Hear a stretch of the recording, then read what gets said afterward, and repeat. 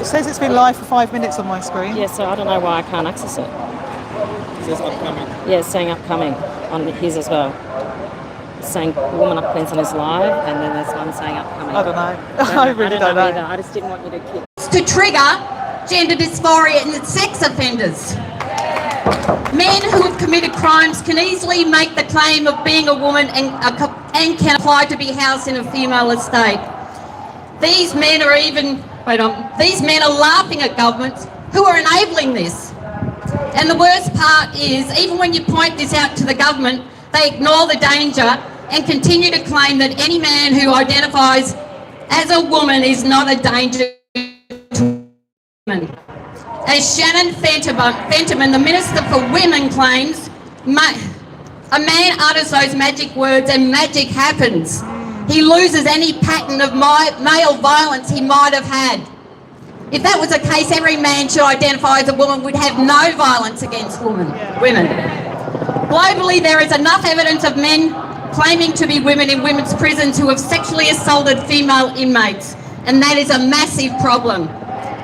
Many women's prisons now have condom machines. To add insult to injury, there was a growing evidence that women who raise any concern about men being housed with them are having their sentences extended for speaking out or making a complaint.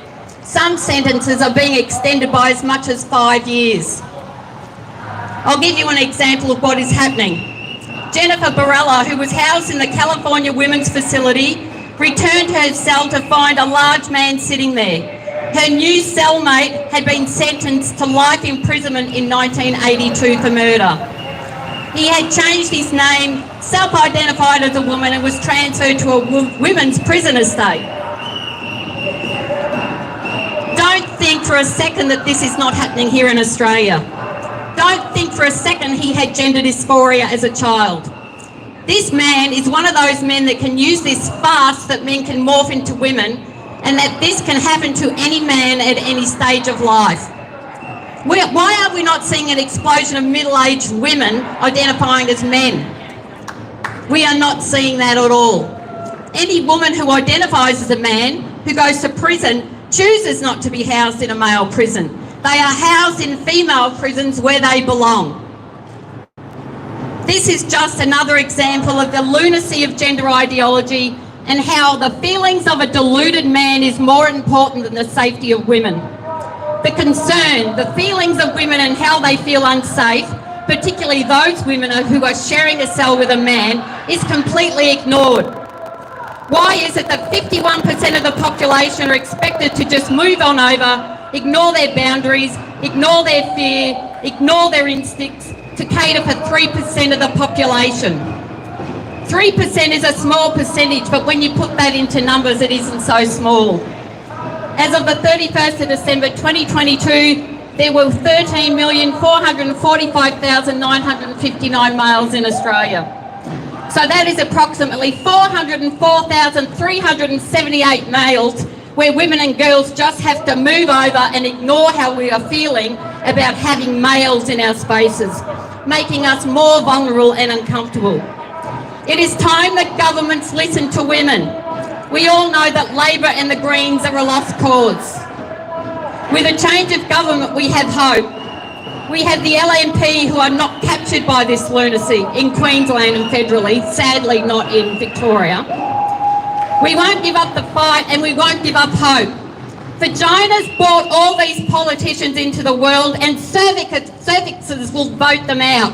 And one thing we know for sure, Labor and the Greens hate people with a cervix. Yes. Well Who's done. next? Narissa?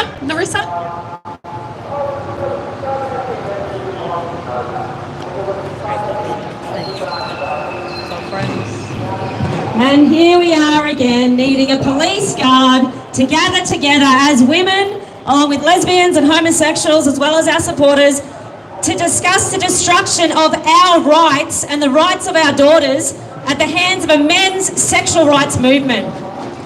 Those men over there don't want us to speak, and they definitely don't want anyone to hear us, or heaven forbid, listen to us.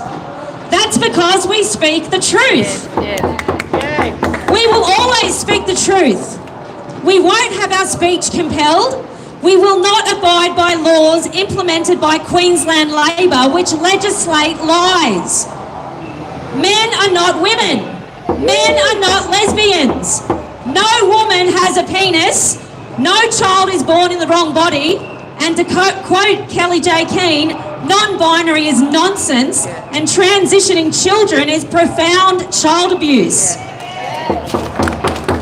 As a mother to a young daughter, thinking about how this misogynistic, regressive, sexist gender ideology may impact my child fills me with rage. Children are being gaslit into saying that a man is a woman or that a woman is a they-them with this non-binary insanity. None of us here, by the way, subscribe to sexist stereotypes, so fuck, we must all be non-binary. Today I'd just like to mention the work of Amy Sousa from Washington in the States. She's a writer and an activist, as well as a breast cancer survivor. She's known heretic on social media, and she recently shared a photo of two faces. Despite it just being images of two faces with no accessories, no hairstyles, no clothing visible, no expressions, one is very obviously a male and the other very obviously a female. The caption reads, "Look at how similar these two faces are and yet they seem completely different. That is sex pattern recognition." Then Amy writes, "Anyone who attempts to get you to deny sex recognition instincts is trying to interrupt a primary safeguarding tool. All animals have sex recognition instincts for purposes of procreation and safety. Infants can distinguish between sex by 3 months old. Other animals can do it at birth. Gaslighting children about this capacity constitutes abuse. No other animal teaches their young to deny this instinct." Amy continues this analysis following the insane decision handed down recently in the Federal Court of Australia. In the Tickle versus Giggle case, the reason that Mr. Tickle was ejected from the Giggle app was because he was accurately visually identified as a man. The ruling in favour of Tickle is telling all of us that we are no longer allowed to trust the authority of our own body's signals when it comes to sex recognition. This is a massive assault on our primal safeguarding instincts. We need to be able to trust these instincts to keep us safe from danger. Yet here we are in 2024, and that's exactly what the Queensland Labor government is doing. From primary school, embedding gender ideology in the education curriculum and demanding that little girls accept boys in spaces like bathrooms where these girls are vulnerable, and also forcing these girls to pretend that these boys are girls. And then legislate lies by allowing men to falsify their birth certificate to say female, destroying child safeguarding and opening the door to predatory men who see an easy opportunity to access children and women. This is happening across all levels of society, and it's being supported and promoted by our ABC, forcing wider society to accept a man's delusion and self-identity. It's diabolical thinking of this younger generation being lied to and confused about reality. Meantime, I also despair for all of the women whose partners, husbands and fathers of their children decide, after perhaps a lifetime of stealing and wearing her underwear and clothing, domestic violence, gaslighting and other abuse, announce to the world that they're really a woman and get praise and attention lavished upon them because how stunning and brave. If you do one thing after today's event, please seek out and watch the latest film from Indian filmmaker Vaishnavi Sundar called Behind the Looking Glass. It's already been streamed over 100,000 times on YouTube alone, yet has been completely ignored by mainstream media. In Vaishnavi's words, this is a film made to call out the glaring issue that has the potential to shake the very foundation of this porn-sick, woman face-wearing cult. And one thing is true, those complicit in silencing women's voices to support nappy-wearing, middle-aged, abusive white dudes should hang their sorry selves in shame. I read the recent very brilliant guest post on Bernard Lane's latest Substack, written by retired clinical psychologist Sandra Patot. I'm probably pronouncing that wrong. Who has worked with gender diverse clients, and she proposes the following actions are required to remedy the harm currently being done to females in Australia. I'll list them. The Attorney General should consider whether the Australian Human Rights Commission and Sex Discrimination Commissioner Anna Cody have been using conversion practices to compel females of all ages to accept a person born male as a girl or woman, contrary to their own deeply held sense of self as a female. The AHRC should acknowledge that trans ideology is based on a set of beliefs that are strongly contested and lack a sound research basis. There should be a review of the AHRC as it is currently structured and performs to determine if that organisation is fit for purpose to support the well-being and safety of all females.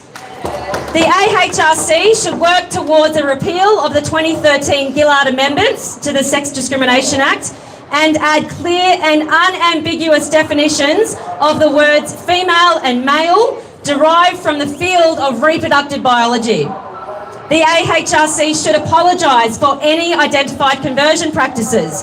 The AHRC should publish statements that make it clear that any person, organisation or workplace that threatens, abuses, punishes or otherwise pressures females for not wanting biological males who identify as women in their spaces is performing an illegal conversion practice.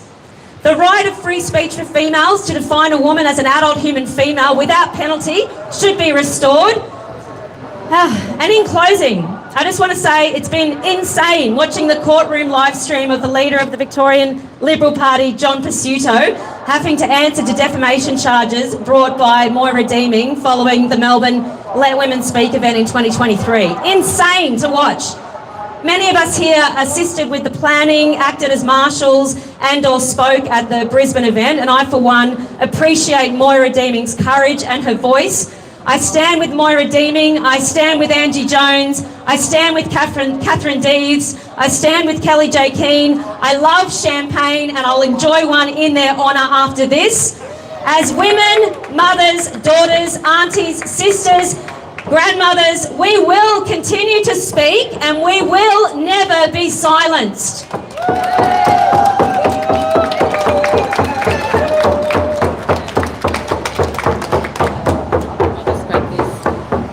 Who's next? Don't be shy, as Narissa said. Okay. Wait on, I've got to put this on you. Wait on. You got to put it on. Wait on. Hold this. Hold this. There you go.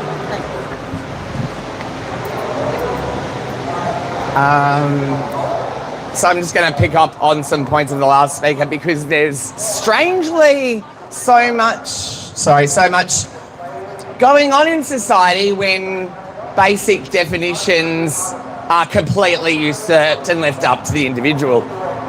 Parliamentarians' only job is to write laws and define them. It is not to outsource them to people who need leuprolide acetate and surgeries ostensibly from the age of 8.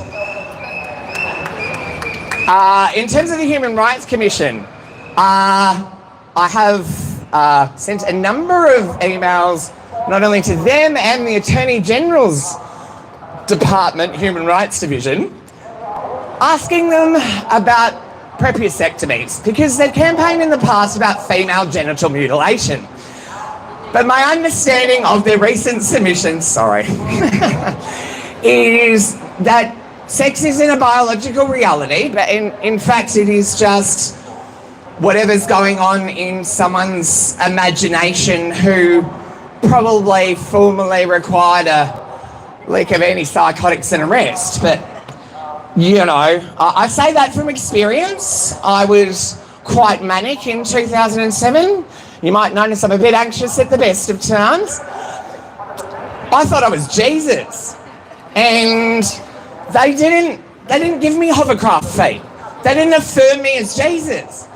Where's my red wine? Where's my loaves and fishes, government? Like, they should have just affirmed that.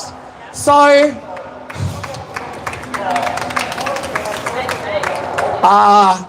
this does not constitute legal advice, but my understanding of previous High Court rulings is there is no problem with retrospectivity for lawsuits. Sorry, I'm incapable. No, you're not great. Basically, why should I sue the government for not affirming me and we all get free red wine? Or I think we deserve it if this shit stops. But dollars to donuts, it won't. It's standing there with no turfs on our turf next to an Indigenous flag. Like, I know they can't cope with much, but you'd think they could even issue link. But no, not humanly possible. Mind you, do we know what a human is? Could be Twitter. It's a legal person. Sorry, X, sorry, dead naming Twitter there. My bad. Send me to jail, guys. Sorry, I should have written something down, but there's too much to deal with. Thank you.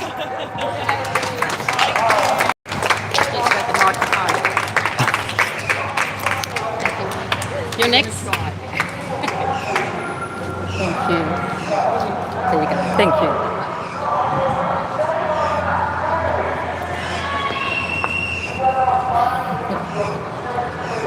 Hello everyone, I've got an assistant. It's not because I'm special, but I can't manage. Women have always been told to wait, especially uppity women.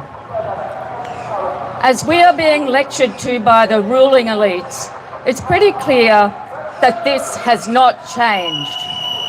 Women's rights advocates have always been lectured to by male leaders about our issues not being a priority, needing to wait until more important battles, like the revolution, are won, about shutting up and staying down so as not to cause a problem for the party. So women stood up, spoke out, got uppity for themselves, their sisters, daughters, granddaughters, you and me.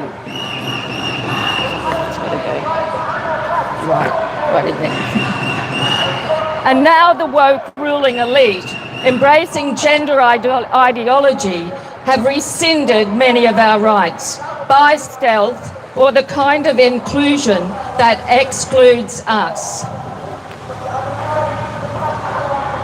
We see this played out in federal court in Deeming versus Basuto, where the floppy, wet centre-right in Victoria are airing their berating, castigating and discrediting of Moira Deeming and her associates, Angie Jones and Kelly J. Keane.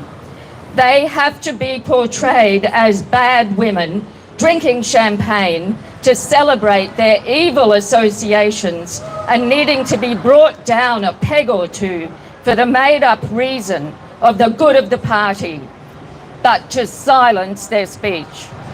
By the way, I too stand with Moira Deeming, Angie Jones, Sal Grover, and who is that rude English woman? Kelly J. Keane.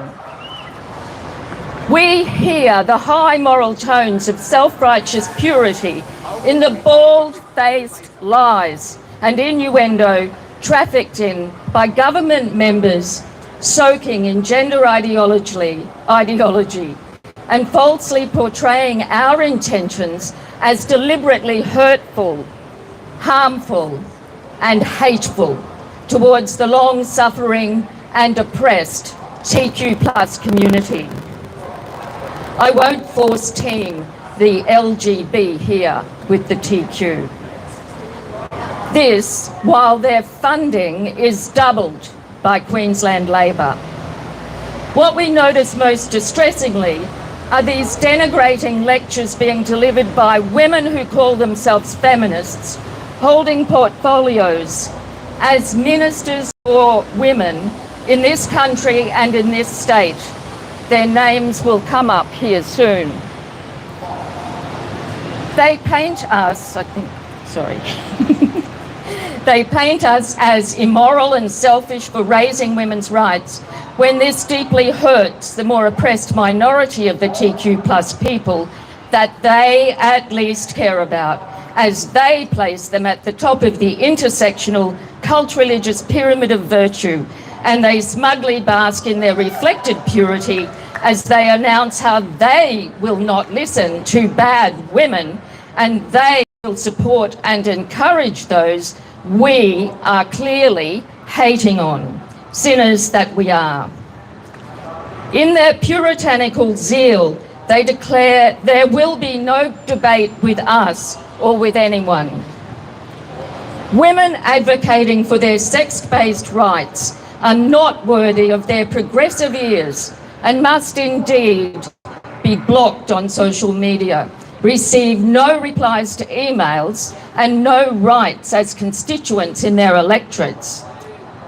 We can't be burned at the stake, but we can be cast out of public discourse and put down if we make a peep there.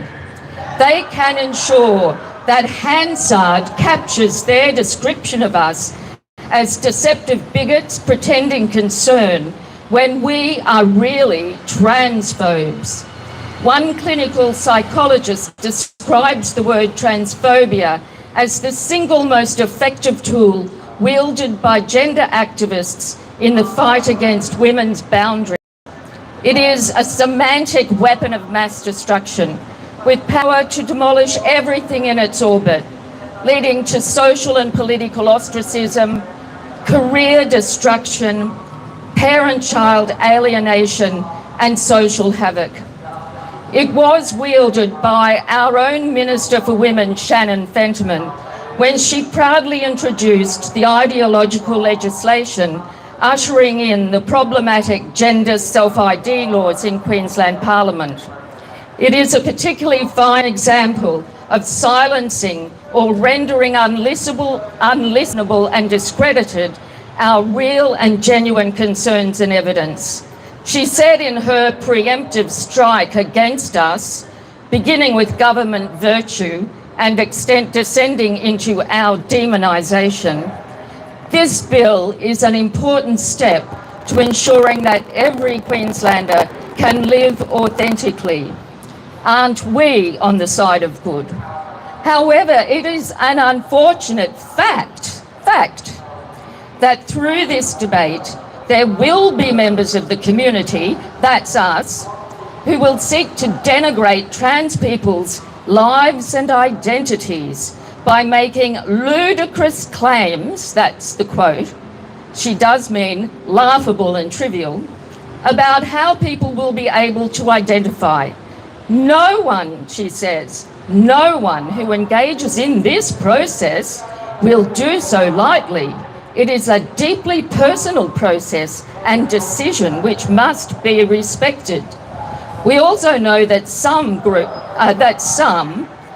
that's us again, will try to cloak their transphobia in the guise of women's safety, making claims about trans women accessing women's spaces, including change rooms, or even domestic violence shelters. Can you hear how ludicrous and ridiculous our claims would be in that language? She said, I want to be clear. There is no evidence domestically or internationally to support these outrageous claims. Can you hear how only transphobia cloakers like us would even imagine such a thing? To ensure that we all know the government is well advised by good professionals, she says, I note the Australian Psychological Society has warned against casting undue suspicion on an individual motives for stating a particular sex. Captured institutions are always the best to quote. We do know that Women's Forum Australia did submit 17 pages of evidence, which the Minister said did not exist. This was never about evidence, of which the committee received plenty. It was to trivialise women's quite clear and reasonable concerns, rendering them suspicious, groundless, immoral, and an evil cover for transphobic hate, a thought crime. As with everything to do with gender ideology, the concept of transphobia is a concoction. As Dr. PXS puts it on X, it is a crude method by which critical thinking is to be suspended and any dissenting debate must be closed. Our fear or discomfort in the face of the unknown male is entirely rational and normative, particularly when we are unclothed, sleeping, sick, or otherwise vulnerable. These are the very areas of female lives some opportunistic or predatory males, including autogynephiles, are fighting so hard to breach.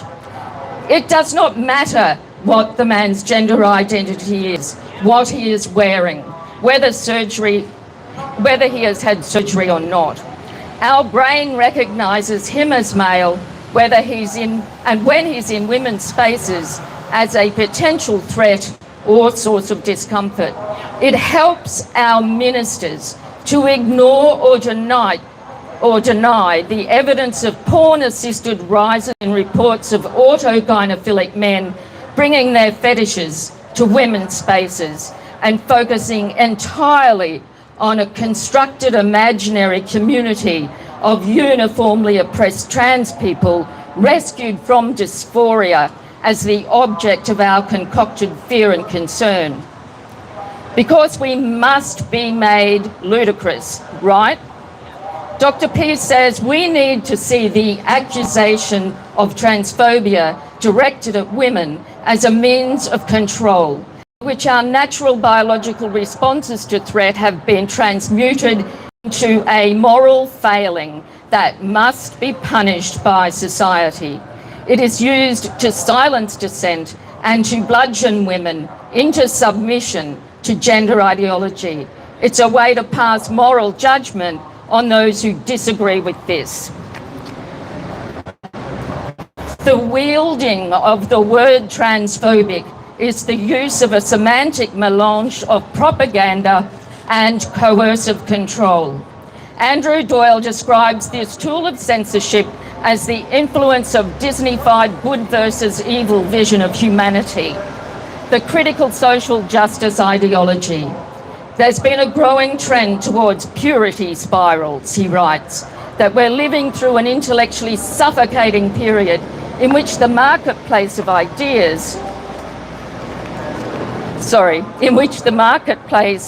ideas is treated with suspicion and tribes are formed according to rigid political affiliations.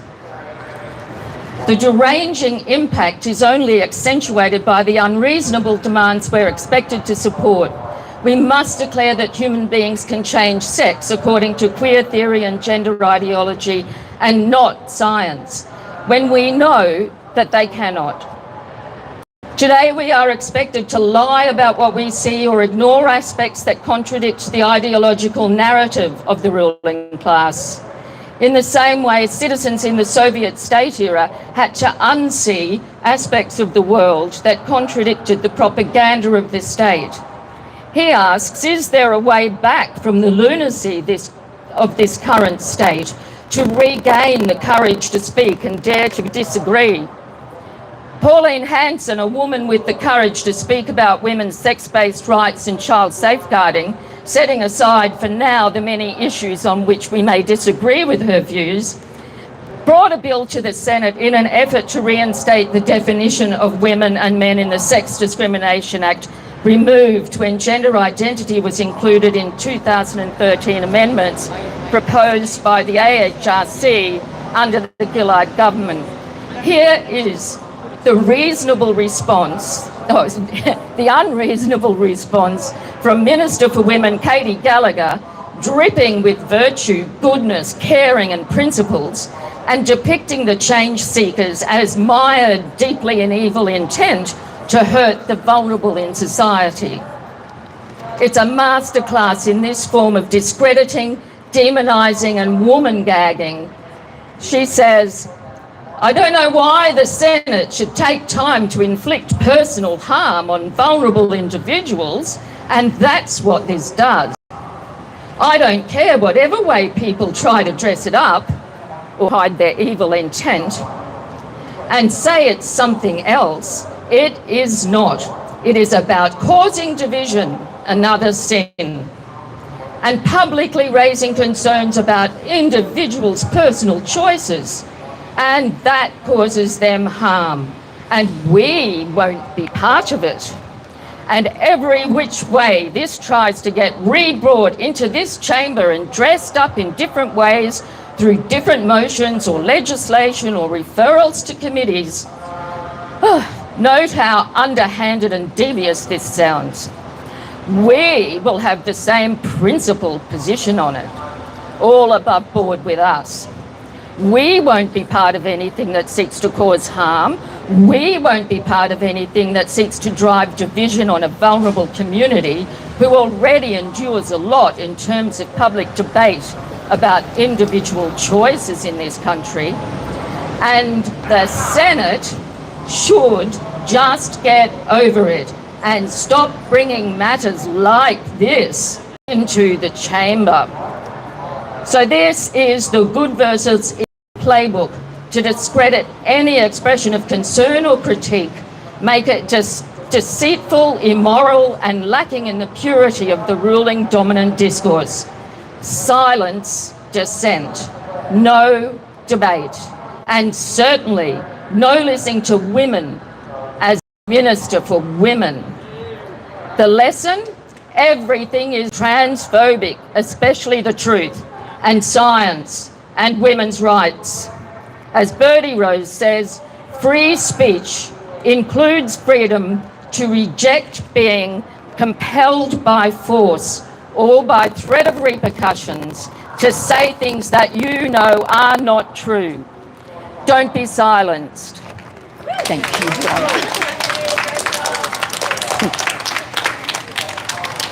I'm sorry, I couldn't get to it.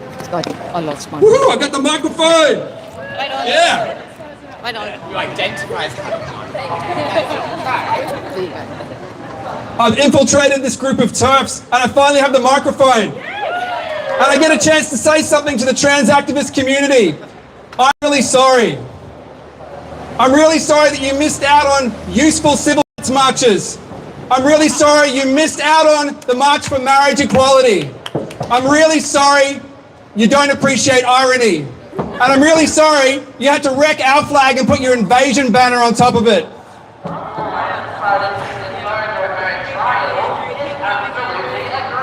Can't hear a word. Can't hear a word. But I did see some really well-meaning young girls, part of your campaign, wearing a shirt that said, "Protect trans kids." And I saw them basking in their ideological self-righteousness, thinking, we're on the right side, we're the good guys. Like, that's a really luxurious position to be in if you lie to yourself and don't think things through. I'm one of these people who likes to think things through, and I don't mind paying the price of social alienation that comes with that, because I have thought this through. And if you really want to protect trans kids, stop telling them they're trans. Don't lie to children. The answer to all of this is accuracy in language. Here's a revolutionary thought for you guys. You can use this one for free. Try telling the truth. Or maybe don't lie to yourself. Or at least don't expect other people to play along with the lies you tell yourself, because that to me is pathological narcissism. You guys are over there, you've hijacked every other legitimate cause or once legitimate cause, blended into your hideous new, like, eyesore of a flag, that is now hanging on the Wickham. Nobody asked if we needed that. Nobody asked if that represents the local communities at all. You guys are the new homophobes. And I want you guys to know, there is a way to push back against this. There is a way to push back against it. The tide is turning. They have zero credibility, but they do have all the HR departments captured. All you need to do is feign the level of offence these guys feign. Next time you see anybody pushing you to write pronouns on your bio, there's a special word, special sentence you can use. I'm going to share it with you. You can use it too. The word is no. No, I'm not doing that. And the next time you see the LGBTQIA plus thing, there's another chance for you to use the word no. Anything after LGB is mental illness as far as I'm concerned. Lesbians, gays, bisexuals want nothing to do with you guys hijacking our flag, hijacking our legitimate civil rights quest with your full-time cosplaying or whatever it is. We've had enough. Oh, but I want to correct the record because I've seen your social media and I know you've referred to us as a hate group. And I know why you've done that. Because you need to have someone who's evil that you can rebel against. You need to have a demon or a god. So that would make you heroes in that story. You're lying to yourself though. We don't hate you. We just think you're a little bit confused. I wish you all the best in getting better. You might try reading something that's not Reddit. Thank you very much.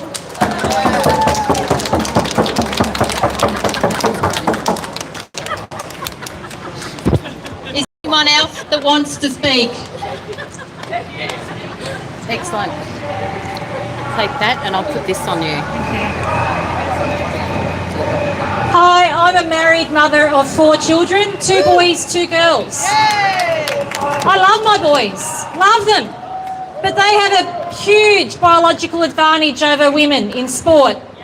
I used to be able to push against them up until they were about 13 or 14 years old. We'd wrestle and I could beat the 2 of them together.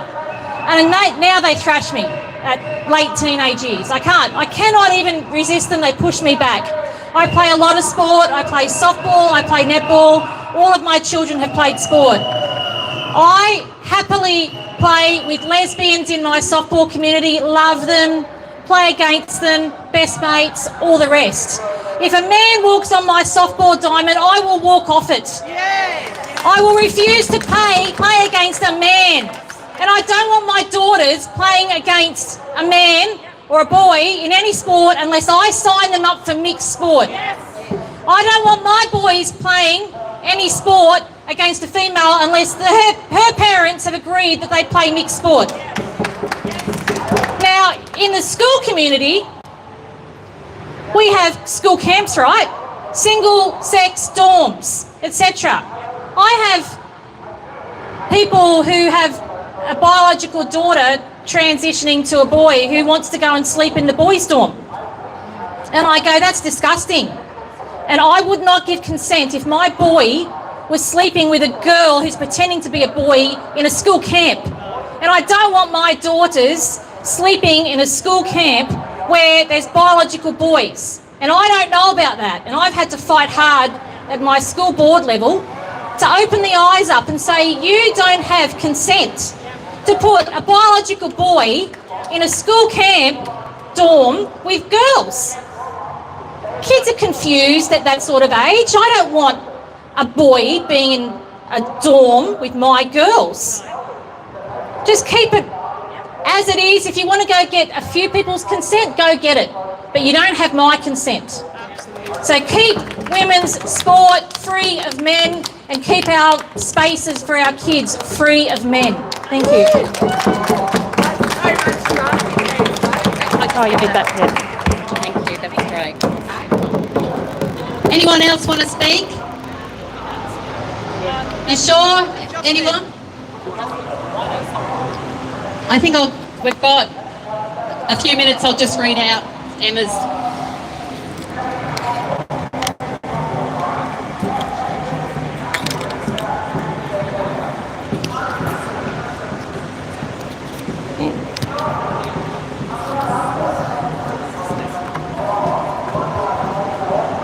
We've got a fantastic women's group up in Townsville and they've asked me to read this out. Hello, my name is Emma and I am a woman. I think I am a woman. The definition of being a woman has changed so much it doesn't seem to mean anything anymore. A woman used to be an adult human female, nothing more, nothing less. More and more women are losing their identity and their sex class category in Australia, and especially in Queensland, and something needs to be done about it. But honestly, I have to say the reason why I don't know what it's like to be a woman is because I don't know what it's like to be a man. I've never been anything other than a woman, strong, independent woman. I'll be damned if I know how anyone else thinks that they know how it feels to be the opposite sex. What is it supposed to feel like to be a woman? I'd really like someone to tell me that. I grew up in the 80s and 90s in Victoria. Back then we knew that sexual stereotypes were old-fashioned and that a woman can do whatever she wants, wear whatever she wants, be independent, and that's okay. It seems today's youth are being taught that if you don't act feminine, it means you're not a woman or non-binary. In fact, when I was young, we learnt that sex role stereotypes were not real and kind of embarrassing.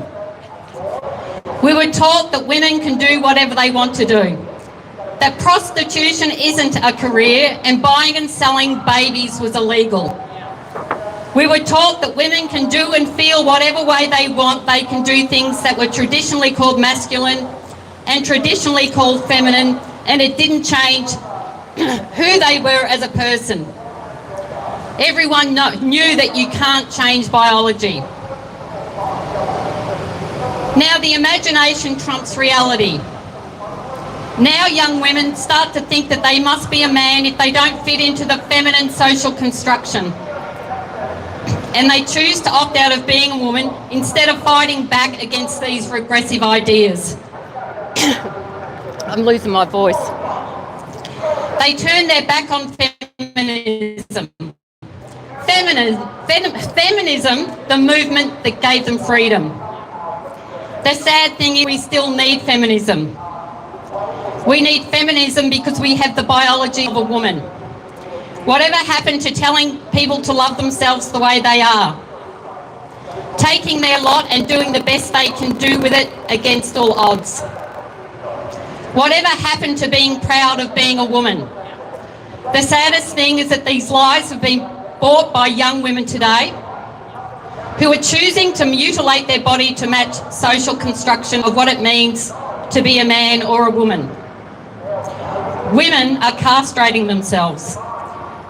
They're taking cross-sex hormones that are forcing them through menopause at record speed, destroying their perfectly healthy, normal body because of their poor mental health. And they can change all they want, but the truth is that no one looking at them will ever believe they are a man. Some people will humour them and lie to them the same way you would tell a child that they look good in their Batman costume.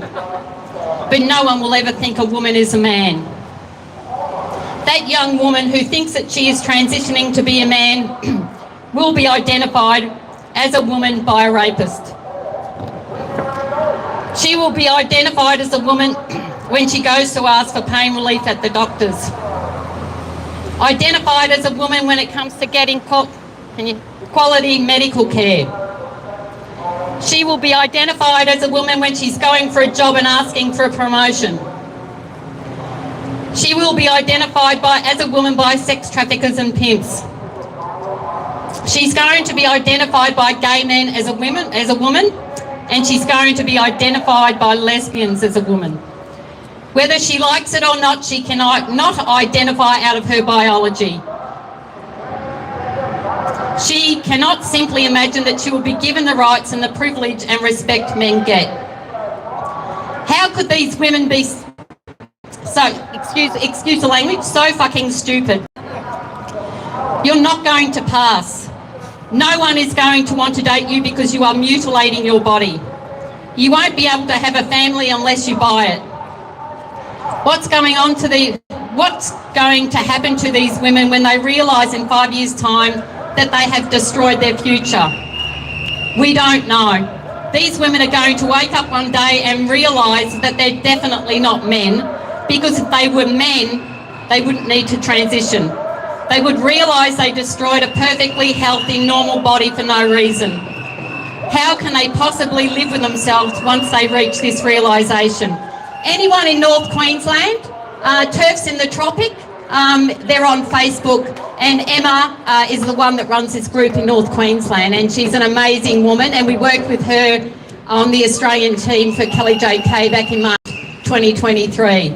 So look them up, Turfs in the Tropics. Thank you. Anyone else that wants to speak? That's it, Leah.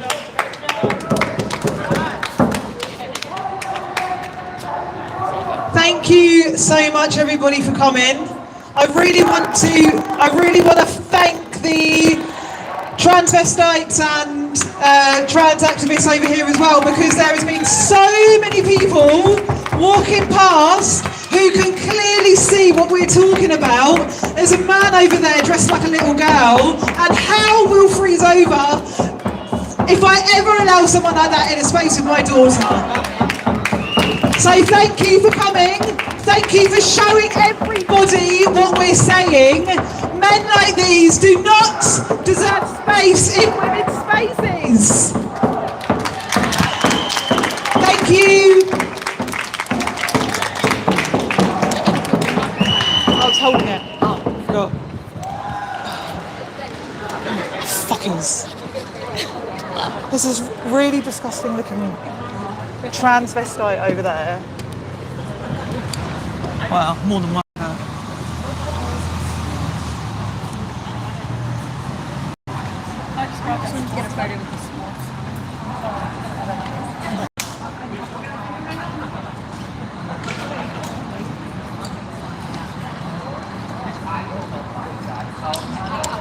Bye, everyone.